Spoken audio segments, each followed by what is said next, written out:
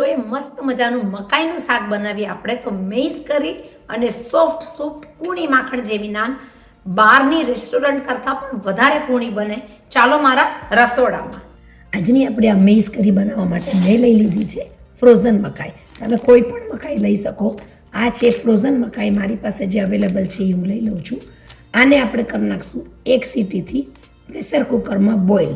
ગરમ પાણી નાખી અને એક સીટી વગાડીને આપણે એને કરી નાખશું, બાફી લેશું. મેસ કરી કરવા માટે તમે ફ્રેશ મકાઈ પણ લઈ શકો. મેં લઈ લીધી છે ફ્રોઝન. હું આમાં નાખી દઈશ 1 ગ્લાસ પાણી. એનું કાચુંપણું સાવ નીકળી જાય એની માટે આપણે એને પાણીથી બાફી લેશું. ચલો, જ્યાં સુધી આપણી મકાઈ બફાય છે ત્યાં સુધી આપણે બાંધી લેશું નાનનો લોટ. તો મેં લઈ લીધા છે 2 આવા બાઉલ સેલ્ફ રાઇઝિંગ ફ્લાર. હું લઈ લઈશ 2 બાઉલ સેલ્ફ રાઇઝિંગના. એની અંદર નાખી દઈશું 1 ટીસ્પૂન દહીં. દહીં સાથે લઈ લઈશું થોડું એવું દૂધ, 1 ટેબલ સ્પૂન માપથી મીઠું, 1 ટેબલ સ્પૂન જેટલી ખાંડ, 1 ટેબલ સ્પૂન જેટલું તેલ. સ્વાદ વધારવા નાખી દઈશું થોડી એવી કસૂરી મેથી. બધી વસ્તુને કરી નાખશું મિક્સ. આ નાન એકદમ જ સરસ થતી હોય છે, સોફ્ટ, કૂણી અને એકદમ સરસ, રેસ્ટોરન્ટથી પણ વધારે સરસ. આનો બાંધી નાખશું લોટ આપણે રોટલી જેવો. જરાક એવો તેલવાળો હાથ લઈ આપણે એને મિક્સ કરી અને રાખી દઈશું એટલીસ્ટ 2 થી 3 કલાક. આપણે મકાઈને ગાળી લેશું, એનું પાણી યુઝ કરશું આગળ કરીમાં. મકાઈ એકદમ સરસ મજાની સોફ્ટ થઈ ગઈ છે અને રેડી છે કરી બનાવવા માટે. આપણે ગ્રેવી કરવા માટે લઈ લીધા છે 2 કાંદા કાપીને, 1 કટકો આદુ, 1 મરચાંનો કટકો, 3 આપણે લસણ. એની સાથે આપણે લઈ લીધા છે 2 મોટા ટમેટા કાપીને. આને કરી નાખશું આપણે સોતે, એટલે એનું કાચુંપણું સાવ નીકળી જાય અને સ્વાદમાં લાગે એકદમ સ્વાદિષ્ટ. આપણે બનાવશું એની આગળ ગ્રેવી. આપણે મૂકી દીધી છે એક પેન ગરમ કરવા. મીડિયમ તાપ ઉપર હું લઈ લઈશ આપણા કાપેલા કાંદા. કાંદા સાથે નાખી દઈશું આદુ. આદુની સાથે આપણે લઈ લઈશું લસણ. આની અંદર આપણે ગ્રેવી કરશું આ બધા વેજીટેબલની. કાંદા આપણા 2 સેકન્ડ સોતે થયા બાદ આપણે લઈ લઈશું ટમેટા.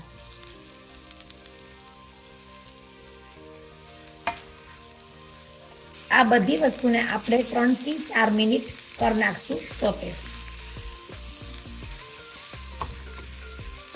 જેથી કરીને સુગંધ અને સ્વાદ એકદમ સરસ લાગે. આ આપણા સોતે થઈ ગયા બાદ આપણે એને ઠરવા દેશું ને આપણે એને કરી નાખશું ગ્રાઇન્ડ. આપણે ગ્રાઇન્ડિંગ જારની અંદર લઈ લેશું મકાઈનું વધેલું પાણી.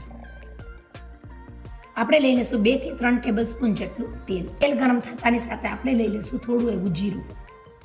જીરું સાથે હું લઈ લઈશ થોડી હિંગ.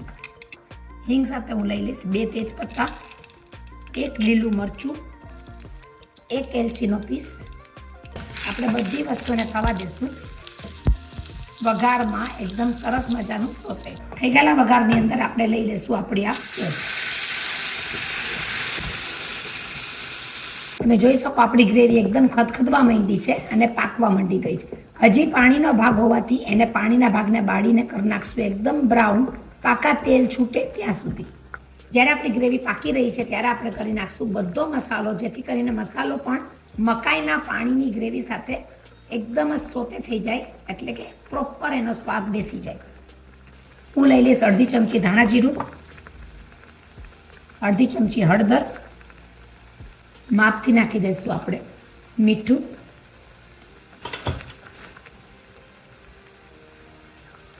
એક ચમચી કાશ્મીરી મરચાંની ભૂકી, અડધી ચમચી ગરમ મસાલો, 2 પિંચ ઓફ તજ લવિંગનો ભૂકો, સ્વાદ વધારવા થોડું એવું આમચૂર પાવડર. બધા મસાલાને આપણે કરી નાખશું મિક્સ. પાકવા દેશું ગ્રેવીની સાથે. તમે જોઈ શકો કે ગ્રેવી બહુ સરસ પાકવા માંડી છે, પણ આપણે હજી એનું તેલ છૂટે ત્યાં સુધી એને પાકવા દેશું. હજી પણ એની અંદર પાણીનું કાચુંપણું છે. આપણી ગ્રેવી એકદમ પાકી ગઈ છે. આપણે લઈ લઈશું બધા મકાઈના દાણા, કરી નાખશું એને એકદમ મિક્સ. 1 ટેબલ સ્પૂન આપણે નાખી દઈશું બટર, જેથી કરીને ધાબા જેવો સ્વાદ આવે. સ્વાદ વધારવા હું લઈ લઈશ કસૂરી મેથી. નાખી દઈશું થોડા એવા ધાણા. કરી નાખશું બધી વસ્તુને મિક્સ અને 2 થી 3 મિનિટ પાકવા દેશું ઢાંકીને મીડિયમ ધીમા તાપ ઉપર. 2 મિનિટ બાદ આપણે જોઈ લઈએ આપણી કરી કેવી થઈ છે. તો આપણી આ કરી એકદમ જ સરસ મજાની થઈ છે. એનું તેલ પણ છૂટું પડવા માંડ્યું છે, એનો સ્વાદ પણ સરસ મજાનો પાકી ગયો છે અને મકાઈના શાક સાથે એટલે મકાઈની કરી સાથે એકદમ સરસ મજાની બનાવશું આપણે સોફ્ટ નાન. લીંબુ નાખવાના શોખીન હોય તો તમે નાખી શકો, પણ આપણે આમચૂર પાવડર નાખ્યું છે તો જરૂર પ્રમાણે લીંબુ યુઝ કરશું. નાખી દઈશું થોડા એવા ધાણા. એને સરસ રૂપાળું બનાવવા. આપણું શાક એકદમ સરસ મજાનું તૈયાર છે. મકાઈની કરી, કેન્યાની ફેમસ 3 બેલની કરી કોને કોને યાદ છે કોમેન્ટમાં કેન્યાવાળા જરૂર લખજો જો આ કરી જોતો હોય તો. નાનના લોટને કૂણવીને કરી નાખીએ એકદમ સરસ મજાનો. આ પ્રમાણેનો નાનનો લોટ આપણો કૂણવાઈ જશે. આપણે એને વણી નાખશું. તમારે જે શેપમાં જોઈએ, પણ લાંબા શેપમાં નાન હોય એટલે આપણે આને વણીને લઈ લેશું તવીની અંદર. નાની મોટી સાઈઝ તમારે જે જોઈએ તમે કરી શકો. સોફ્ટ નાન સાથે આ કરી ખાવાની મજા જો રહી છે તો કેન્યાની ડીશ તમે નાન જુઓ એકદમ સોફ્ટ પૂણી ગમે ત્યારે ખાઓ 2 દિવસ પછી પણ આ નાન આટલી સોફ્ટ હશે એક હાથે તૂટે એવી. તો આ રેસીપી તો ફોલો કરવાની રહી. શેર કરો, સબસ્ક્રાઇબ કરો, લાઈક કરો અને કયા ખૂણામાંથી મારા વિડીયો જુઓ છો એની કોમેન્ટ જરૂર કરો. મળીએ જ પાછા બીજી નવી રેસીપી સાથે. ત્યાં સુધી તમે બનાવો કોર્ન કરી અને નાન કેન્યા સ્ટાઇલ.